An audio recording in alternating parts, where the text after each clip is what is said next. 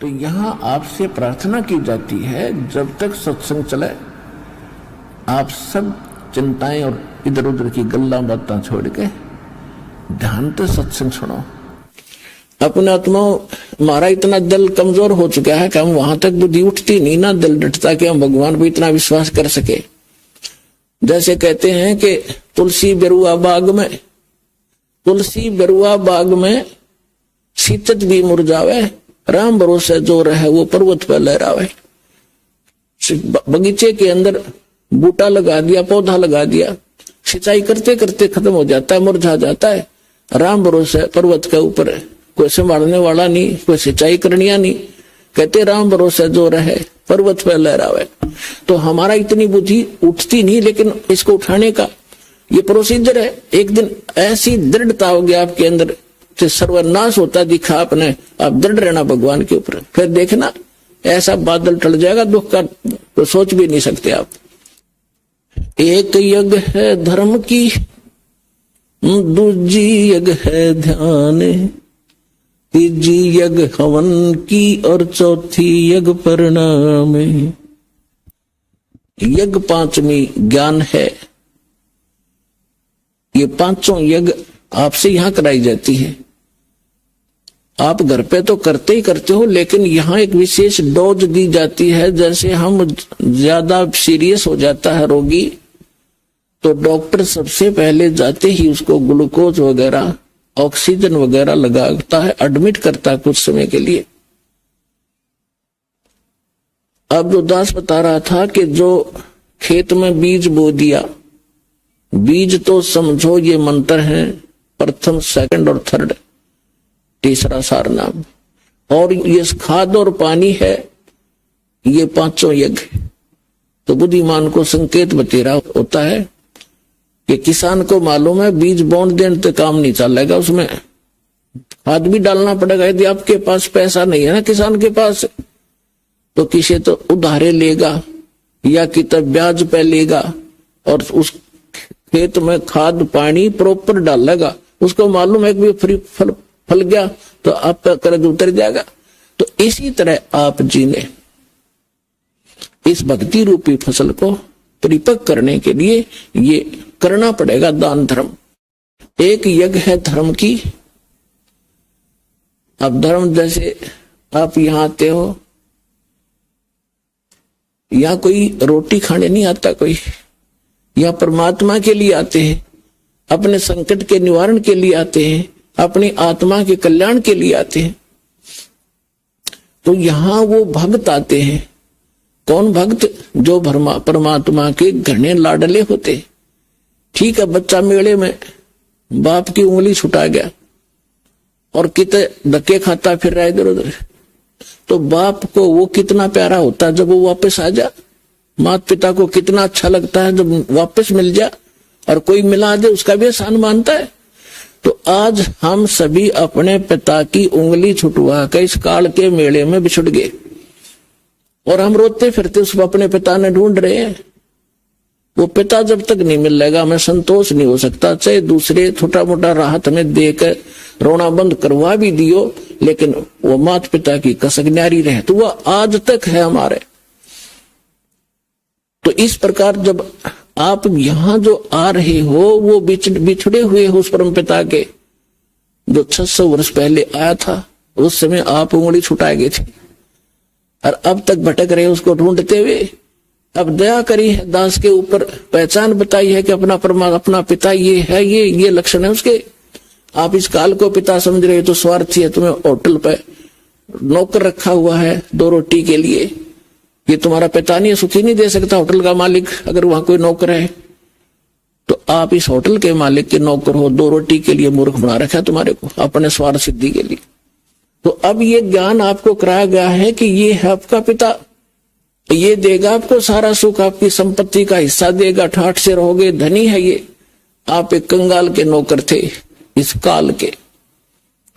तो अब जितने भी भक्त आत्मा यहां आ रहे हैं, और जो इनको माध्यम बनता है अपने पिता का घर बताने के लिए, उसका भी एहसान परमात्मा उसको भी इतना ही क्रेडिट देता है।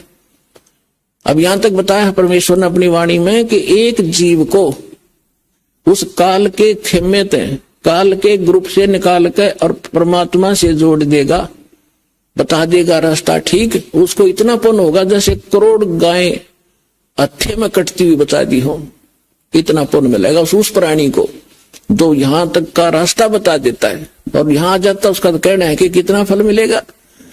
अब जैसे एक प्राणी यहां ना आता, फिर अगले जन्म में गधा बनेगा, कुत्ता बनेगा, बकरा बनेगा, मुर्गा बनेगा, तेरा कितनी दुर्गति होगी। और उसका वो कहर टलवा दिया उस प्यारी आत्मा ने, समझदार ने, और अपने पिता के घर छोड़ दिया। अब उसके वो सारे कहर टल गए और उसको क्रेडिट मिला। एक धनी का बेटा खोजा, बताने वाले को भी नाम दे देता है लाखों रुपए, ले भाई बेटी खोजा, गुम हो जाती है, बताने वाले को भी लाखों रुपए नाम देता है। तो ये क्रेडिट भगवान का इंटरनल है, बाहर दिखाई नहीं देता। परमात्मा के एक एक वचन पर विश्वास कीजिए और इस धर्म के मार्ग को आगे बढ़ाइए।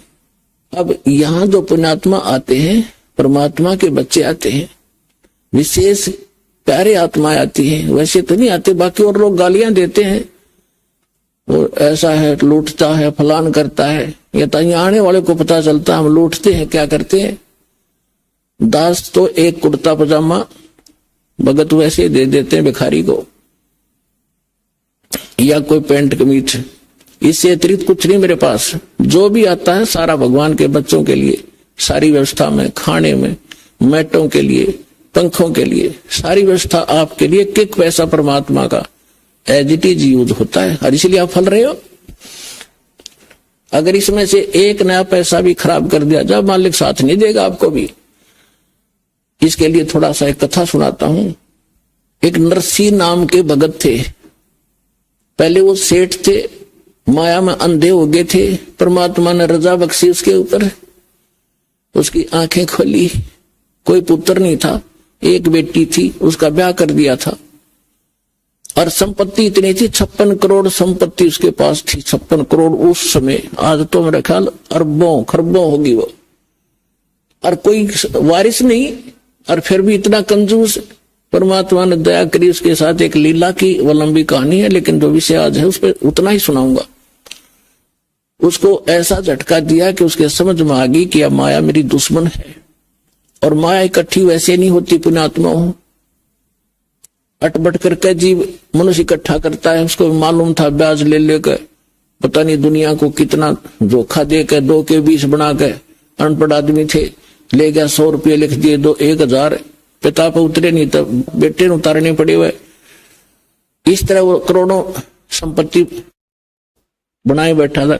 परमात्मा ने उसको आंखें खोली, ज्ञान दिया, एक झटका दिया। उसने सारी भंडारा में लगा दी, दान कर दी सारी, और एक जंगल में झोपड़ी डाल कर बैठ गए पति पत्नी दोनों। परमात्मा ने ऐसा ज्ञान दिया, भजन कर माला फेर, इस माया के पीछे पट रहा है, कल तेरी मृत्यु हो जाएगी, तेरे ये वारिस है, चेता हुआ कि ये बरतेंगे, तू गधा बनेगा, क्या फायदा इसका।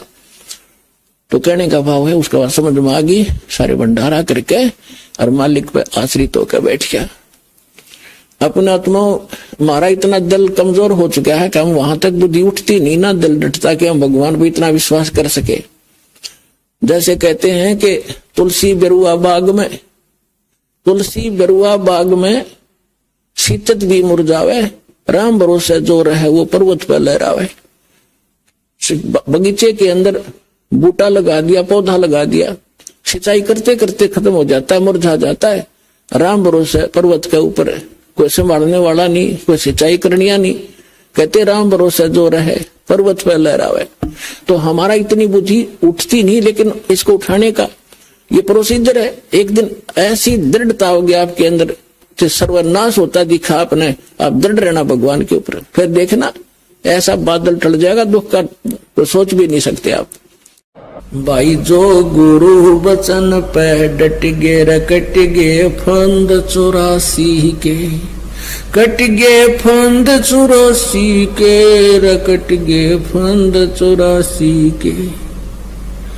भाई जो गुरु बचन पे डट गे, रकट गे फंद 84 के।